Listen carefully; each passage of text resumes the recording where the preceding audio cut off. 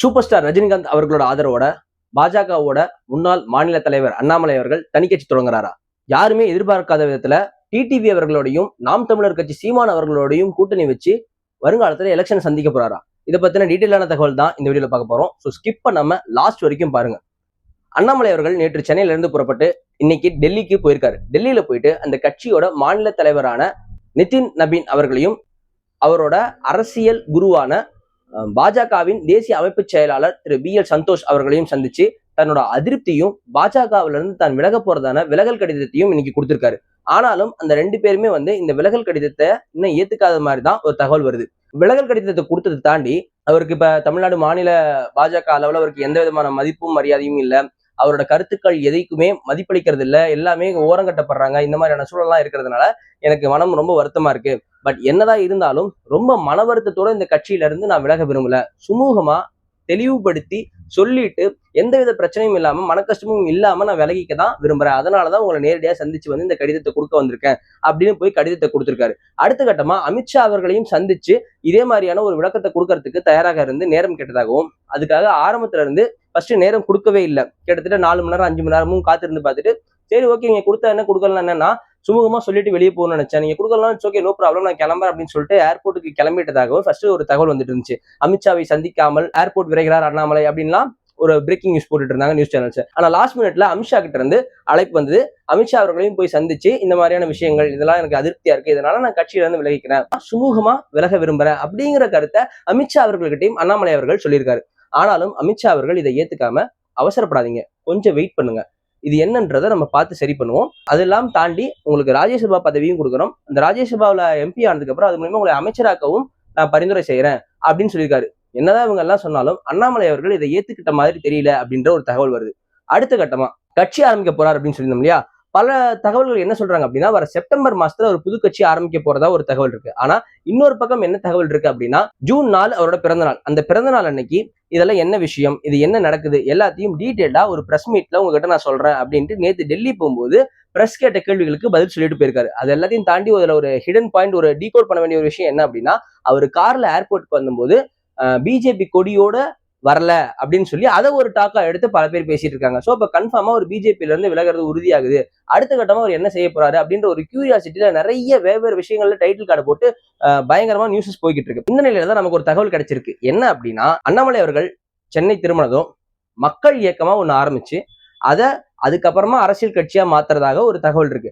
In between கேப்ல தமிழ்நாட்டோட இடைத்தேர்தல்கள் வரப்போகுது. இப்போ திருச்சி கிழக்குல விஜய் அவர்கள் ராஜினாமா பண்ணிட்டாங்க. அது போக இன்னும் ஒரு 3-4 MLA ADMKல ராஜினாமா பண்ணாங்க. ஸோ இதுக்கெல்லாம் இடைத்தேர்தல் இன்னொரு 6 மாச காலத்துக்குள்ள வரப்போகுது. அந்த இடைத்தேர்தல்ல தன்னோட செல்வாக்கு என்ன, தனக்கு என்ன மாதிரியான ஆதரவுகள் இருக்கு அப்படின்றத பரிசோதனை பண்ற வகையில அண்ணாமலை அவர்கள் தனித்து அந்த இடைத்தேர்தல்ல போட்டியிட போறதா ஒரு தகவல் இருக்கு. இன்பிட்வீன்ல இந்த மக்கள் இயக்கமா ஆரம்பிக்கிறாருன்னு சொல்லியிருந்தோம் பாத்தீங்களா? அந்த மக்கள் இயக்கத்துல நிறைய பிக் ஷாட்ஸ், ஒரு பிசினஸ் பர்சன்ஸ், நல்ல அறிவு சார்ந்த மக்கள், அந்த மாதிரியான ஆட்களை எல்லாம் கொண்டு கட்சியோட பேஸை பலப்படுத்த இருக்கிறதாக தகவல் இருக்கு. அதுக்கு பிற்பாடு அந்த கட்சியா மாற்ற போறாருன்னு சொன்னோம் பாத்தீங்களா? அந்த கட்சிக்கு மக்கள் சேவை கட்சி அப்படிங்கிற பெயர் வைக்க இருக்கிறதாகவும் ஒரு தகவல் வந்திருக்கு. இந்த மக்கள் சேவை கட்சி அப்படிங்கிறதுக்கும் ரஜினி அவர்களுக்கும் ஒரு நெருங்கிய தொடர்பு இருக்கு. ஏன் அப்படின்னா 2017 டிசம்பர் மாதத்துல ரஜினி அவர்கள் கட்சி ஆரம்பிக்க போறேன்னு சொன்ன டைம்ல அவரு தன் கட்சிக்காக பதிவு பண்ணி வச்ச பெயர் தான் இந்த மக்கள் சேவை கட்சி அப்படின்னு ஒரு தகவல் இருக்கு. இப்ப ஒரு சில காரணங்களுக்காகவும் தன்னோட உடல்நிலை காரணங்களாலையும் நான் இனிமே கட்சி ஆரம்பிக்க போறதுல அரசியல் இருந்து விலகிக்கிறேன் அப்படின்னு ரஜினி சொல்லிட்டு வெளியே வந்துட்டாலும் பதிவு செஞ்ச பேர் அப்படியேதான் எலெக்ஷன் கமிஷன்ல இருக்கும். சோ ரஜினியோட ஒப்புதலோடையும் அவரோட ஆதரவோடையும் அந்த கட்சியின் பெயரை தன்னோட கட்சிக்கு எடுத்து பயன்படுத்திக்கிறதுக்கு ஆதரவு கோர உள்ளதாகவும் ரஜினி அவர்களும் முழு மனதோட அதுக்கு சம்மதம் தெரிவிச்சிட்டதாகவும் ஒரு கருத்துக்கள் பரவிக்கிட்டு இருக்கு. இதுல இன்னொரு சுவாரஸ்யமான விஷயம் என்னன்னு சொல்லி பாத்தீங்க அப்படின்னா ரஜினி அவர்கள் அப்ப கட்சி ஆரம்பிக்கிறதா இருந்த காலகட்டத்திலேயே ரஜினி அவர்லாம் முதல்வர் வேட்பாளராக உட்கார மாட்டாருங்க.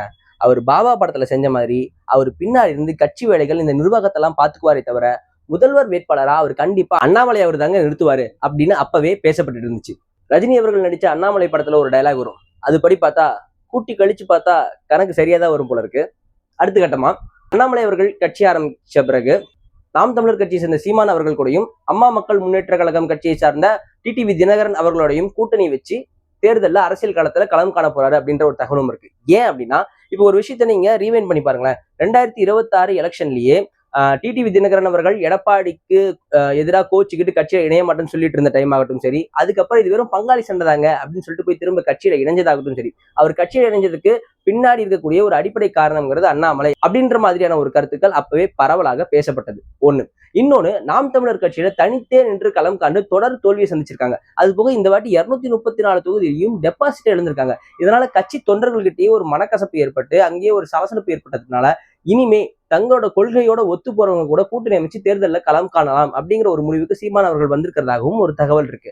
அந்த அடிப்படையில பார்க்கும்போது இவங்க 3 பேரும் சேர்ந்து அரசியல்ல தேர்தல் களம் காண்றதுக்கான வாய்ப்புகளும் இருக்க மாதிரி இருக்கு.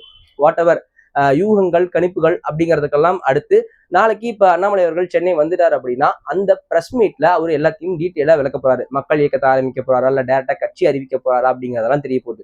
சோ அடுத்தடுத்து பிரஸ் மீட்ல வந்து அவர் என்ன மாதிரியான தகவல்லாம் சொல்ல போறாரு, அடுத்து என்னெல்லாம் நடக்க போகுது, தமிழக அரசியல்ல என்னென்ன மாதிரியான மாற்றங்கள்லாம் ஏற்பட போகுது அப்படிங்கிறத நான் உங்களுக்கு உடனே அப்டேட்டா சொல்றேன். அதை தெரிஞ்சுக்கிறதுக்கு நீங்க மறக்காம நம்ம சேனல்ல ஒரு சப்ஸ்கிரைப் பண்ணிக்கோங்க. உங்க சப்போர்ட்டை தெரிவிக்கணும்னா முடிஞ்ச அளவுக்கு ஒரு கமெண்ட்டை போட்டு விடுங்க. என்ன மாதிரி நான் சொல்லணும், இதுல ஏதாவது ஒரு விஷயத்தை பத்தி நான் டீட்டெயிலா சொல்லணும் அப்படின்னு நீங்க நினைச்சீங்கனாலும் அதை மென்ஷன் பண்ணி கமெண்ட்ல சொல்லுங்க. நிச்சயமா உங்களுக்காக அதை நான் ஒரு வீடியோவை பதிவு பண்றேன்.